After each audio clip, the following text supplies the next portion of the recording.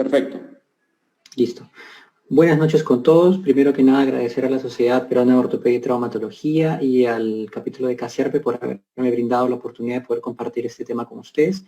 Es un tema bastante controversial, como vamos a ver. Es ¿cuándo hacer una menisectomía parcial artroscópica? Mi nombre es Miguel Ángel Palacios Flores y trabajo en el Hospital Revaliati. Para la presente charla no tengo ningún conflicto de intereses. El objetivo de la presente charla es resaltar la importancia de la biomecánica y la anatomía del menisco, lógicamente por motivos que vamos a ir exponiendo. Explicar el incremento de este procedimiento que es la meniscectomía parcial artroscópica, demostrar evidencia que nos ayude a la elección correcta de esta cirugía y incluir una regla de decisión adecuada cuándo realizar este procedimiento. Como introducción diremos que la cirugía de meniscos es una de las cirugías más frecuentes en el mundo, dentro de las cuales la meniscectomía es una de las que va, si bien es cierto, perdiendo un poco de frecuencia, pero está todavía a nivel de la reparación y del trasplante que todavía recién está en aparición. Por años ha sido el tratamiento de elección. En promedio, anualmente en Estados Unidos se realizan 700.000 menisectomías parciales. Si nosotros lo traspolamos, por ejemplo, a nuestra experiencia en el Hospital Revaliati, para el año 2018 anualmente hemos llegado a ser 235. Lógicamente, esta es una proyección del año 2018, pues esto ha ido aumentando de manera considerable por el tipo de población que manejamos. El tema de esto es principalmente que la elección de este procedimiento ha llevado a mucha controversia en estos últimos años, debido a que este incremento no necesariamente se traduce en unos buenos resultados. Recordemos una cosa importante, y sé que la mayoría seguramente les ha pasado. El uso y abuso de estos procedimientos a veces se ve influenciado por los sistemas de salud. Recordemos que las artroscopías son uno de los procedimientos que son mejores retribuidos en la práctica clínica, en práctica particular también. ¿Cuál es la importancia de esa estructura? Definitivamente todos la conocemos de manera real, pero mencionaremos que incrementa el área de congruencia, el menisco, transmite cargas, absorbe fuerzas, mantiene la estabilidad, da nutrición, lubrica la rodilla y también mejora una propriocepción. Definitivamente esto hace que el menisco sea una estructura importante y debería darnos dudas en cuanto a eliminarlo o reseccionar el menisco. Al contrario, deberíamos tratar de conservarlo en la medida de lo posible. Fairbank en el año 1948 ya nos venía diciendo que la menisectomía no es para nada inocua, sino que al contrario, presenta a largo plazo cambios degenerativos tempranos. Él encontró que estos 3 cambios que se ven radiográficos eran determinados por estas menisectomías, algo a tener en cuenta ya para esa época. Dentro de la anatomía, el menisco es una estructura fibrocartilaginosa que está ubicada en la parte superior del platillo tibial y está unido hacia el platillo tibial, teniendo como característica ser en forma de C el menisco medial y en forma de O el menisco lateral. Características diferenciales: aproximadamente el grosor del menisco es de 3 a 5 milímetros y el ancho es aproximadamente entre 12 a 8 milímetros. Está irrigado principalmente por las arterias geniculadas superiores e inferiores y su principal irrigación es a nivel de los cuernos y a nivel del tercio periférico. Es importante recordar por qué biomecánicamente el menisco es fundamental. Se debe a que principalmente en la parte periférica del menisco, como podemos ver en esta imagen, está caracterizado por tener fibras circunferenciales, lo que da esa característica de ser el meniscal rim o el borde meniscal. En cambio, cuando nos vamos más a la parte central, tenemos más fibras radiales. Esta característica está directamente relacionada con lo que conocemos que es el hoop stress, que es la fuerza como distribuye el menisco a través de toda la estructura. En desgarros longitudinales verticales, el hoop stress no se altera de manera considerable debido a que respeta mucho las fibras circunferenciales, a diferencia de un desgarro radial, que si este es menor del 50%, de repente no habrá mucha variación, pero si es del 100%, altera las fibras circunferenciales y por ende altera el hoop stress. Esto es importante porque esa carga que recibe el menisco, que no la recibe cuando hay un desgarro radial, es recibida por el cartílago. El menisco se mueve efectivamente, los estudios ya nos han mostrado hace mucho tiempo que el menisco en flexión tiende a moverse hacia posterior y existe una mayor carga de estrés sobre los cuernos posteriores. Intentamos, por ende, que en nuestra práctica debemos especificar al paciente cuando le duele al flexionar o al subir una escalera, pues el dolor meniscal va a ser más evidente. ¿Tiene alguna relación en la estabilidad? Por supuesto. Recordemos que una lesión del menisco medial se va a efectuar, por ejemplo, en rodillas deficientes del ligamento cruzado posterior como una alteración de la estabilidad anteroposterior. A diferencia de una lesión del menisco lateral, donde se va a ver evidenciada en el pivot shift. Entonces, diremos que el menisco medial influye en la estabilidad anteroposterior y el menisco lateral influye en la estabilidad rotacional. ¿Cuál es el problema? Efectivamente, como lo mencionamos al inicio, el incremento de este procedimiento ha hecho de que a veces se haga hasta un mal uso, debido a la controversia en qué casos usarlo. En este estudio, por ejemplo, del año 2002 al 2011, esta corte danesa se encontró de que la multiplicación de estos procedimientos ha ido básicamente doblando la cantidad en cada año, entre el 2000 al 2012, llegando a una cifra aproximada de 100.000 artroscopías en estos 11 años. Lastimosamente, los resultados a mediano plazo, que son 5 meses, en una rodilla como esta, que tiene un cierto grado de artrosis y una lesión degenerativa, pues son terribles. Pongámonos en 3 situaciones o en 3 casos fundamentales. Un paciente de 20 años, trauma rotacional agudo de una semana, con todos los signos meniscales que ustedes se puedan imaginar y con esta resonancia, no artrosis. Un desgarro longitudinal vertical, no desplazado. Posiblemente, si ustedes se ponen a pensar de manera intuitiva en la edad y el tipo de desgarro, pues diremos, es posiblemente que requiera algún tipo de reparación o conservación del menisco. Pero en este caso, varón de 38 años con 4 meses de evolución ya, signos meniscales y una leve artrosis, y este tipo de lesión que es un asa de balde. Lo pensaremos un poco más de repente.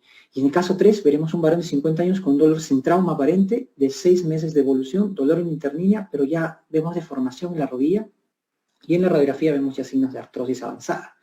En este caso, de repente, obligados por alguna circunstancia media misteriosa, nos intentaremos hacer alguna artroscopía.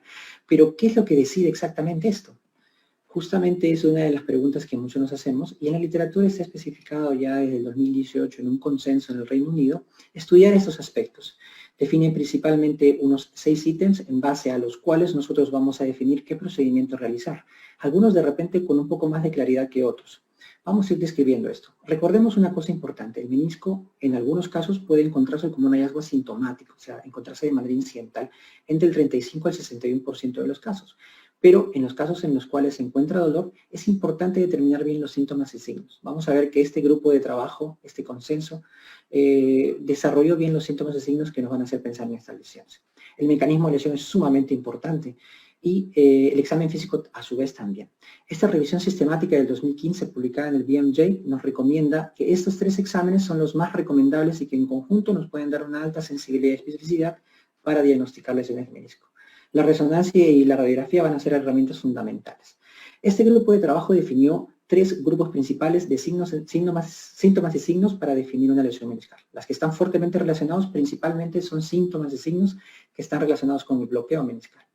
Un síntoma de signos probable, pues son las que están no tan relacionadas al bloqueo meniscal, pero sí dolores que podrían hacer pensar en un dolor meniscal, como por ejemplo el dolor en la rodilla, el dolor al subir y bajar escaleras, el dolor en interlínea. Y signos y síntomas que no están relacionados a una lesión meniscal son la rigidez al inicio de las actividades, síntomas relacionados a artrosis. En cuanto a las imágenes, ¿deberíamos pedir radiografías a todos? Pues no, solamente en caso de sospecha de osteoartrosis. Debemos pedir estas radiografías de rodilla AP y lateral, vistas en Rosenberg para evaluar mejor la continuidad del platillo tibial y vistas de axiales de rótula. Justamente para definir esto, este grupo de trabajo definió la clasificación de Kellighen y Lorenz en 3 grandes grupos. Una osteoartrosis no estructural, que es una Kellighen y Lorenz grado 1, una osteoartrosis moderada, que es la 2 y 3, y un estadio avanzado, que es la 4. En cuanto a las lesiones meniscales, este grupo de consenso definió que lesiones objetivo de recibir tratamiento quirúrgico por lo general son las lesiones en asa de balde, las lesiones oblicuas o en pico del loro y las lesiones en flap. Y las lesiones posiblemente susceptibles de tener un tratamiento quirúrgico son las radiales, horizontales y las verticales. Vamos a ver por qué después. Este grupo lo que hizo fue utilizó estos parámetros que hemos mencionado para definir si hay o no hay lesión meniscal. Y posteriormente puso 5 escenarios posibles. Una rodilla bloqueada, que tenga síntomas de bloqueo y que no ceda ante tratamiento conservador, hay que valorar la posibilidad de que hacer una artroscopía urgente. En el segundo caso, una lesión aguda de 6 meses con una lesión meniscal sea objetiva o probablemente objetiva.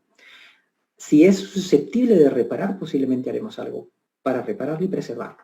Pero en este caso me voy a centrar. Cuando haya lesiones en asa de balde, lesiones oblicuas o lesiones en flap, y haya síntomas y síntomas, hay que definir el tiempo. Este grupo considera de que un tiempo de síntomas y síntomas mayor de 3 meses hay que considerar hacer una menisectomía parcial no urgente.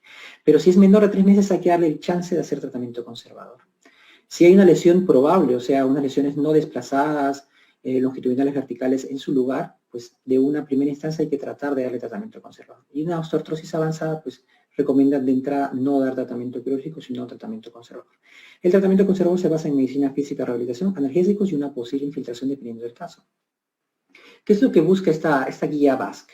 Principalmente evitar exponer al paciente a una cirugía innecesaria con todos los riesgos que conlleva y con todas las posibles complicaciones que puedan conllevar, y proveer una meniscectomía parcial artroscópica cuando su beneficio es comprobado.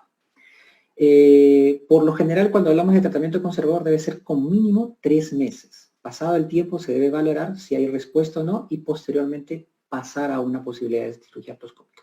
Ahora, la pregunta fundamental es, si hemos decidido ya aproximadamente cuándo hacer una cirugía, ahora, ¿en quiénes hago una meniscectomía y en quiénes no? Lastimosamente, a veces las respuestas pueden ser subjetivas, pero tenemos que buscar, como médicos que somos, algo objetivo para poder decidir fácilmente. Ese estudio es muy interesante debido a que hizo una primera relación logística en este estudio donde utilizó 30 casos de meniscectomía y 30 casos de reparación para encontrar 5 variables, las cuales nos permitieron posteriormente hacer un score. Este score tiene estas características. Toma en cuenta la edad, la cronicidad como un punto de corte los 6 meses, las radiografías, la zona de la lesión, sea roja-roja, roja-blanca o blanca-blanca, y el patrón de la lesión. Asignó unos puntajes de acuerdo a la regresión logística y consideró este score. Si nosotros tenemos un score menor a 6, pues optaremos por una reparación meniscal. Si obtenemos una score mayor a 7, que es el tema, optaremos por una meniscectomía, que sería lo más indicado. Es interesante este trabajo porque encontró unos valores de sensibilidad y especificidad bastante adecuados.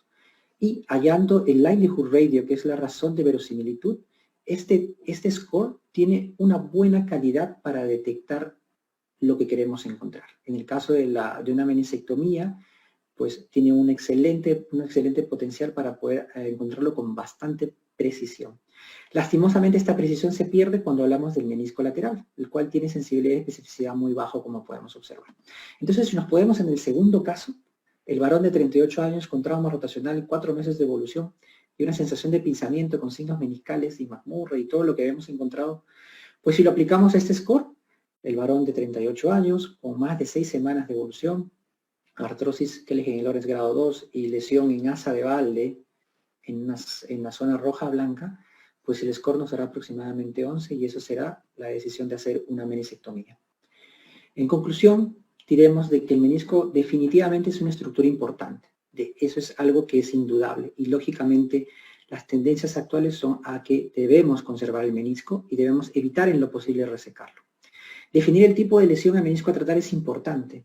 Existen 4 grandes grupos que debemos tener en consideración antes de tratar el menisco. Una lesión traumática, una lesión degenerativa, unas lesiones de raíz y el menisco discoide. Cada uno tiene un tipo de tratamiento diferente.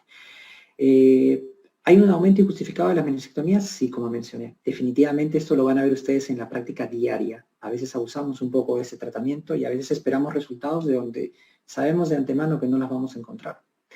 Importante estratificar es al paciente para darle una óptima indicación del tratamiento que es la meniscectomía. Y el uso de score, desde mi punto de vista, aumenta la probabilidad de una decisión adecuada del caso. Eso es definitivo. Nosotros tenemos que tratar de sistematizar nuestra decisión para poder tener objetivamente un resultado adecuado. Si bien es cierto, la sospecha clínica es sumamente trascendental y eso nunca va a quedar atrás, pues debemos tratar de, como científicos, mejorar eso y tratar de llevarlo a algo más objetivo. Eso sería todo. Muchas gracias.